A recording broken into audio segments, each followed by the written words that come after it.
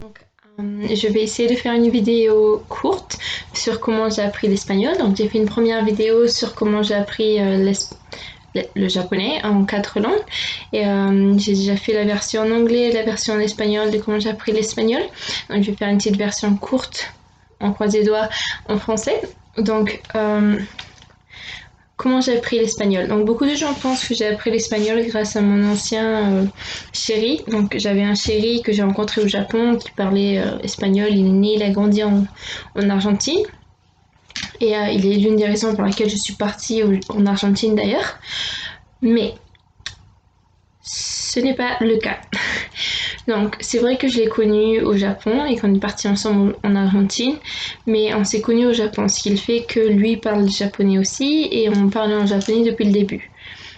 Une autre chose à savoir, c'est que j'étais très timide en espagnol et je n'osais pas même essayer de parler en espagnol.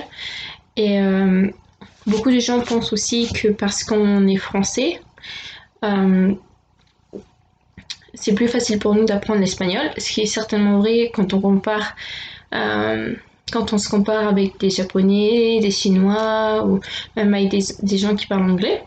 Donc on a plus de facilité parce que c'est une langue plus proche, mais cela n'empêche que pour tous les Français qui n'ont jamais essayé d'apprendre l'espagnol, on a dû l'apprendre. Vous êtes d'accord? Donc même s'il y a des mots qui se ressemblent, cela n'empêche qu'il y a beaucoup de mots qui ne se ressemblent pas. La grammaire, il y a beaucoup de points similaires, mais aussi beaucoup de points de grammaire qui ne sont pas pareils du tout.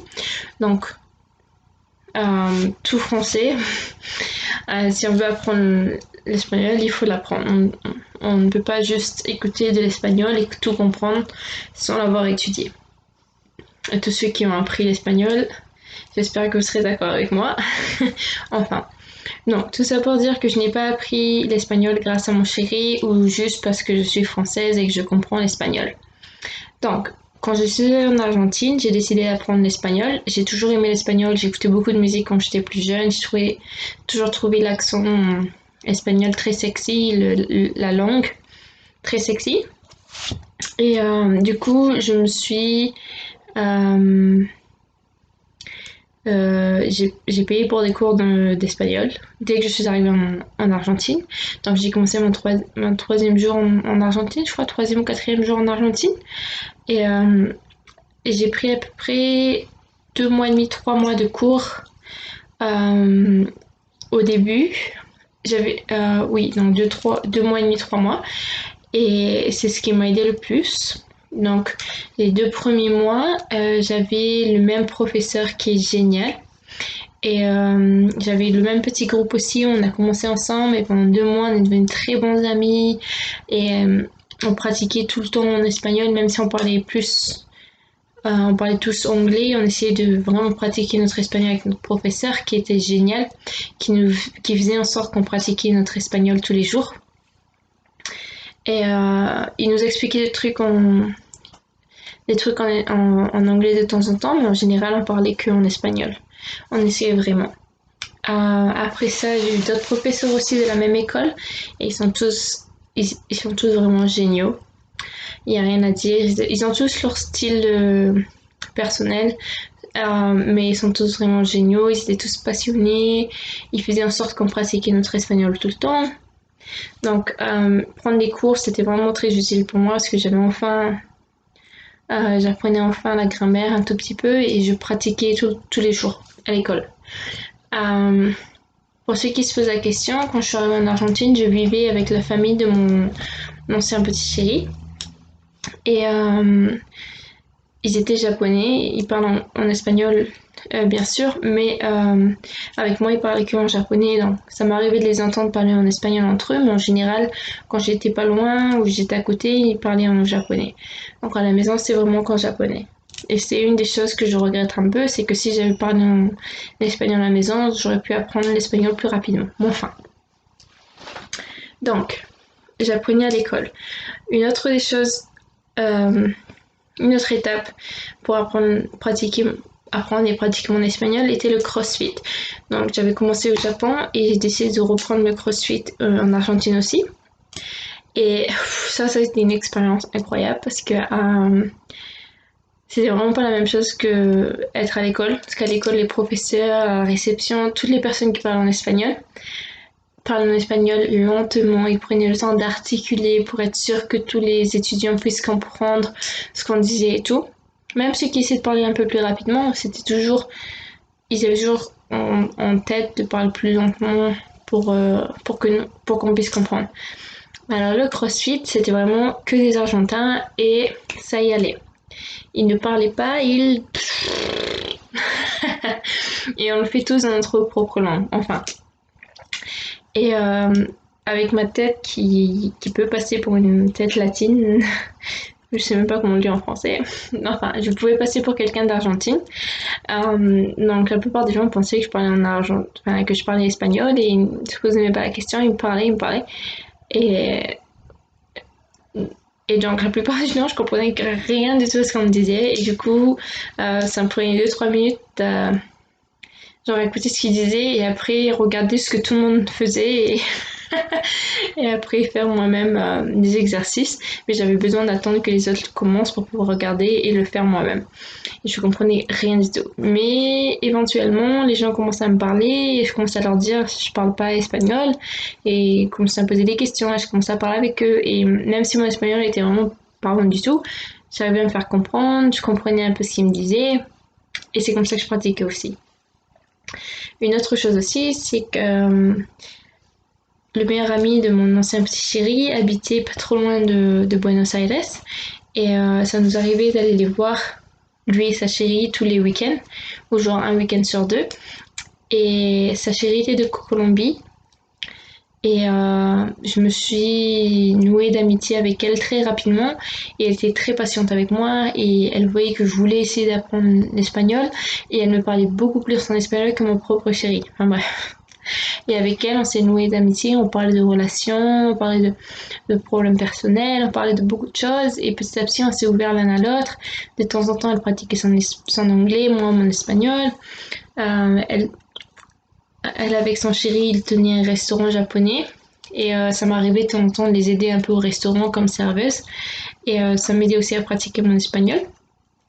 Et ça m'a juste aidé aussi à me sentir plus relax et plus détendue, on va dire, et pouvoir pratiquer un peu plus mon espagnol. Euh, une autre chose aussi, c'est qu'après 2 mois et demi de langue en école de langue, quoi, à apprendre l'espagnol, j'ai fait un cours pour devenir professeur d'anglais dans la même école de langue où j'étais. Et durant ce mois, je me suis fait amie, enfin, je me suis fait amie. Je suis devenue amie avec quelques-unes des filles avec qui je faisais le cours. Et on allait danser. Donc on allait danser la bachata, la salsa. Et en allant danser, je commençais à faire amie avec les gens là-bas. Les gens croyaient que j'étais encore une fois d'Argentine ou au moins d'Amérique latine. Ils venaient me parler et du coup je commençais à parler avec les gens et je me suis fait beaucoup d'amis, professeurs ou pas. Et je me suis fait un vrai bon ami du Venezuela avec qui je pratiquais beaucoup mon espagnol. On allait boire du vin, on allait au cours de danse, on allait faire des workshops et tout. Et ça m'a vraiment aussi beaucoup aidé à pratiquer, de parler avec lui. Et un toujours très bon ami d'ailleurs. Et une fois que j'ai terminé mon cours pour devenir professeur d'anglais, j'ai commencé à travailler dans l'école de langue. Dans l'école de langue. Et dans l'école de langue, ça m'a vraiment beaucoup aidé parce que ma collègue et chef, Angie, elle était vraiment très stricte avec moi et d'ailleurs ça l'a très surpris quand j'ai commencé à travailler parce que toute la période où j'étais étudiante, j'étais très timide et je n'osais pas vraiment parler avec elle, principalement parce que c'était la première personne qui m'avait donné un test de niveau d'espagnol au tout début et ça m'avait un peu intimidée et, et j'avais un peu peur de parler devant elle et même si elle était vraiment très sympa, hein, et du coup, je n'osais pas vraiment parler devant elle. Mais éventuellement, quand j'ai commencé à travailler comme réceptionniste, elle a commencé à... Au début, elle était vraiment stressée. Elle était genre, ah, maintenant que tu travailles avec nous, il faut vraiment que tu travailles en espagnol, il faut que tu le pratiques, il faut pas que tu hésites à parler. Et petit à petit, elle commençait à m'entendre parler avec les autres élèves, les autres étudiants, avec les autres professeurs. Et elle a commencé à se rendre compte que je parlais bien l'espagnol. Au bout de 3 mois et demi en Argentine, j'avais déjà un niveau suffisant pour pouvoir tenir une bonne conversation et je me faisais comprendre, je comprenais beaucoup. Et ça l'avait impressionné, elle me disait, mais je savais pas que tu avais un si bon niveau, tu parles jamais. Je fais oui, c'est juste que je suis un peu timide, surtout à mon travail, à l'école. Et tous les jours, elle me forçait à parler, on parlait de beaucoup de choses, on est devenus très bonnes amies et on parlait beaucoup tous les jours. Et ça m'a vraiment beaucoup aidé. Je fais travailler là-bas parce que non seulement je vais parler avec les étudiants et essayer de les faire pratiquer leur espagnol à eux aussi, mais aussi je devais parler avec les mères de familles d'accueil. On avait des familles d'accueil pour les étudiants qui voulaient essayer de vivre avec des Argentins pendant leur séjour en Argentine. Et du coup, je vais parler avec elles aussi en espagnol, je vais parler avec les professeurs en espagnol. Je suis devenue amie avec la plupart des professeurs, ils sont vraiment géniaux. Et aussi, une des autres choses qu'on faisait, c'est qu'on faisait beaucoup d'activités. Donc, on avait une prof qui venait 1 à 2 fois par semaine, avec qui on faisait des tours de la ville, de plusieurs districts différents de Buenos Aires, avec qui on devait faire des petits exercices où on faisait des groupes différents et on mélangeait les niveaux d'espagnol et on avait des petits questionnaires et, euh, et on devait aller poser des questions à tous les natifs, à tous les gens, les locaux, si vous voulez, qu'on trouvait et on devait leur poser des questions et essayer d'apprendre plus sur la ville ou sur certains districts de la ville ou sur des musées ou quoi que ce soit. Et c'était vraiment sympa parce que ça nous permettait de pratiquer entre nous, de nous connaître entre nous, mais aussi de pratiquer notre espagnol avec des étrangers, avec des locaux et aussi avec la professeure qui parlait majoritairement que espagnol. Et ça nous permettait aussi d'apprendre beaucoup sur la culture de l'Argentine aussi. Euh, on faisait aussi beaucoup d'activités à l'école aussi. Donc, on avait des cours de tango, on avait des clubs de conversation. On pouvait pratiquer en faisant des jeux genre le Jenga de façon grammaticale ou plusieurs autres jeux. On allait faire des visites à des musées et tout. On avait beaucoup d'activités qui nous permettaient de pratiquer notre espagnol, mais tous ensemble. Donc ça, c'était vraiment bien. Et aussi, tous les vendredis, on avait des repas entre enfin, tous les niveaux, toutes les classes ensemble. Et des fois, on invitait même des Argentins ou des gens de l'extérieur, même des Latinos, genre des Brésiliens et tout. Et ça, c'était vraiment bien. Ça nous permettait de tous nous mélanger, de pratiquer notre espagnol, même de pouvoir socialiser. Et quand j'ai commencé à travailler, une des choses que je devais faire aussi, c'était non seulement être sociale avec eux, mais aussi emmener les étudiants qui le voulaient, bien sûr, faire d'autres activités en dehors de l'école. Et deux des activités qu'on faisait le plus, c'était le Mundolingo et le Spanglish. Donc pour ceux qui ne connaissent pas, le Mundolingo, c'est un événement dans un bar. Vous y allez, vous mettez des drapeaux, des langues.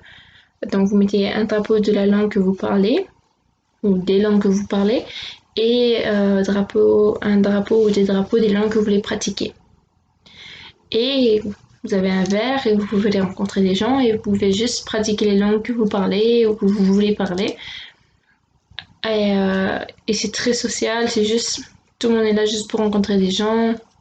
Il y en a un qui disait que c'était Tinder, version sociale, enfin bref.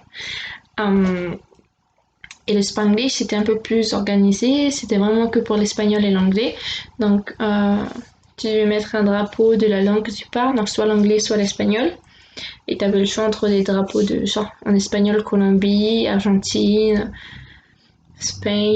Espagne ou n'importe quel pays qui parle espagnol. Et en anglais, ça pourrait être l'Australie, ça pourrait être Angleterre, les États-Unis ou n'importe quel pays qui parle anglais. Et on était tous mélangés à différentes tables. Donc vous avez par exemple 5 personnes qui parlent espagnol, 5 personnes qui parlent anglais. et on parlait pendant 5 minutes en anglais, et après on changeait, on parlait 5 minutes en espagnol et on changeait de groupe et tout. Et ça permettait vraiment de pratiquer les conversations. Ce qui était vraiment bien, surtout au début, parce que ça te permet de répéter les mêmes conversations tout en changeant un peu de contexte et d'apprendre des nouveaux mots, de rencontrer de nouvelles personnes. C'est vraiment bien. Et donc ça, c'est le genre d'activité aussi qui me permettait de devenir plus sociale, qui m'a permis aussi de me sentir plus relaxée et de parler avec plus de gens, de rencontrer plus de gens, d'apprendre encore plus, de me sentir plus libérée. Et voilà. Qu'est-ce que j'ai oublié? Donc c'est une des choses. Et donc c'était la plupart des choses qui m'ont permis d'apprendre l'espagnol. Après, bien sûr, dès le début, j'ai toujours écouté de la musique en espagnol. Toujours, toujours, toujours. Et j'ai toujours aimé le son en espagnol, mais bon, là j'écoutais de plus en plus, j'essayais d'écouter les paroles un peu plus. Et d'ailleurs, c'est très intéressant, une fois que vous apprenez l'espagnol, on est beaucoup à écouter des chansons en espagnol. Mais une fois que vous comprenez l'espagnol, c'est vraiment intéressant d'écouter de vieilles chansons que vous écoutiez avant et de vous dire waouh, c'est ça qu'ils disent dans les chansons et d'enfin pouvoir comprendre ce qu'ils disent et de chanter avec eux. En tout cas, moi j'adorais. Aussi, j'ai commencé à regarder beaucoup de séries en espagnol. Dès que je suis arrivée en Argentine d'ailleurs. J'ai commencé à regarder Merli, beaucoup de El Gran Hotel et beaucoup de séries sur tout ce qui est trafic en drogue, genre La Reina del Sur, Cincenos y Paraísos, ou Vis-à-vis. Voilà. J'ai commencé à regarder beaucoup de telenovelas, si vous voulez. Et on sait tous que les telenovelas peuvent être très longues, très longues. Et certaines telenovelas peuvent être 3 saisons avec 90 épisodes par saison. Enfin, je regardais la télé tout le temps en espagnol, j'écoutais de la musique en espagnol, je parle avec les gens en espagnol tout le temps. Et comme j'avais dit dans ma vidéo où j'apprends le japonais, c'est que ça m'a jamais vraiment fait peur de me tromper. Donc pour moi, c'est la seule façon d'apprendre, c'est de faire des erreurs et d'apprendre de ces erreurs-là. Donc ça m'a jamais vraiment arrêté ou stoppé de faire des erreurs. Justement, les gens sont vraiment plus ouverts et sont plus motivés, si vous voulez, à vous aider à apprendre une langue. S'ils voient que vous êtes ouvert et que vous voulez apprendre leur langue et que vous faites des efforts pour vous faire comprendre dans leur propre langue. Et une des choses pour moi qui était vraiment très importante, enfin deux des choses très importantes pour moi quand j'apprends une langue, surtout l'espagnol, c'est que premièrement, je m'arrêtais pas sur la grammaire. Donc oui, étudier la grammaire est important au tout début. Donc ça aide vraiment d'avoir une image ou de pouvoir visualiser à quel point la grammaire peut être compliquée, tous les points de grammaire qu'il y a à savoir, comment former une phrase, tout ça peut t'aider au début. Donc c'est vraiment bien de l'étudier au tout début, de pouvoir apprendre à formuler des phrases et tout. Mais la plupart des gens s'arrêtent là et ils sont tellement concentrés sur cette partie de la langue qui est la grammaire et genre ils veulent vraiment faire des phrases correctes. Ils sont tellement concentrés sur ça que ça les bloque. Ça les bloque parce qu'ils ont peur de faire des erreurs, ils ont honte. Ou je suis même pas sûre de comment exprimer tous les sentiments qui peuvent passer par là, mais on s'arrête souvent à ce niveau-là parce qu'on commence à comprendre la grammaire et à quel point c'est compliqué et on a tellement peur de faire des erreurs ou de parler d'une façon, genre on se sent comme un petit môme de 2 ans. Mais ce qu'il faut comprendre, c'est que on apprécie quelqu'un qui essaie de parler sa langue. Essayez de vous mettre, essayez de penser, essayez de vous mettre à la place de quelqu'un qui essaie de vous parler en français, mais un français terrible, mais vous le comprenez. Est-ce que vous allez lui dire ah mais ton français c'est n'importe quoi, genre retourne à l'école et apprends ta grammaire, ou est-ce que vous allez dire quoi mais il essaie vraiment de parler en français, il a vraiment fait l'effort d'apprendre, il est vraiment en train d'essayer de parler dans ma langue. Si vous pensez de cette façon, vous avez tout gagné. Et la plupart des gens vont penser comme ça, ils vont se dire ah mais il fait l'effort d'apprendre ma langue, il essaye vraiment, il a pas honte, si vous voulez, il essaie de parler ma langue, il essaie de comprendre. Parfait, je vais l'aider. Et la plupart des gens le pensent comme ça. Donc, n'ayez pas honte, n'ayez pas peur de faire des erreurs, c'est comme ça qu'on apprend. La plupart des gens sont vraiment contents que quelqu'un essaye d'apprendre leur langue. Et apprendre des langues, la deuxième chose, c'est plus que d'apprendre des langues, d'apprendre tout ce qui est grammaire, d'apprendre la langue, vous apprenez aussi une culture. Vous apprenez une culture différente, vous apprenez la façon de penser des gens, vous apprenez leur façon de vivre, vous apprenez tout ce qui va avec. Donc c'est pour ça que pour moi, le plus important ce qui aide vraiment à apprendre une langue, c'est de se faire des amis. De se faire des amis qui parlent la langue. Donc j'ai appris la langue principalement grâce à tous les amis que je me suis fait en Argentine. Ils m'ont tous appris quelque chose de différent, une façon de parler différente, mais aussi ils m'ont tous montré une façon différente, genre une face différente de la culture de l'Argentine et de la culture de l'Amérique latine. Et c'est ce qui m'a permis de penser, ah oui, les latinos, ils pensent d'une façon différente ou ils parlent d'une façon différente, surtout sachant que j'ai appris le japonais avant, ce qui est vraiment différent aussi. Donc pour moi, c'est vraiment plus qu'une langue, c'est apprendre toute une culture, c'est apprendre une façon de penser, une façon de vivre. Et pour moi, on devrait tous se motiver à apprendre une autre langue. Parce que ce n'est pas seulement apprendre une langue, c'est apprendre à connaître son prochain, à être ouvert et à être ouvert et apprendre à parler de sa propre culture ouvertement, apprendre à accepter une autre culture, une autre façon de penser ouvertement. Et pour moi, c'est une des choses les plus importantes. Et je ne compte pas m'arrêter là. Je parle 4 langues, mais je compte bien continuer. J'ai en tête le portugais du Brésil. J'ai toujours aimé le portugais du Brésil. Le chinois, ça m'intéresse. Le coréen, je sais même pas comment vous le dites en français. Mais non, l'allemand, des langues comme ça m'intéresse aussi. Mais maintenant que je suis à Melbourne, je connais pas mal d'italien. J'ai travaillé dans un restaurant italien, un des cuisiniers au boulot est italien, donc je compte bien essayer d'apprendre l'italien. C'est une langue que je trouve jolie aussi et très romantique, donc je vais peut-être apprendre l'italien prochainement. Et je sais que c'est plus dur quand vous n'êtes pas dans le pays. J'ai appris le japonais et l'espagnol dans les pays où les langues se parlent. Je sais que c'est plus dur quand vous avez votre travail, vos études, votre petite vie routinière, vos relations et tout. Et c'est vrai que c'est plus dur, mais ce n'est pas infaisable et je compte bien essayer d'apprendre l'italien aussi. Enfin, merci beaucoup d'avoir regardé la vidéo et si vous avez vos petites expériences à vous aussi sur comment vous avez appris une autre langue ou sur vos sentiments, sur comment est-ce que vous vous sentiez après avoir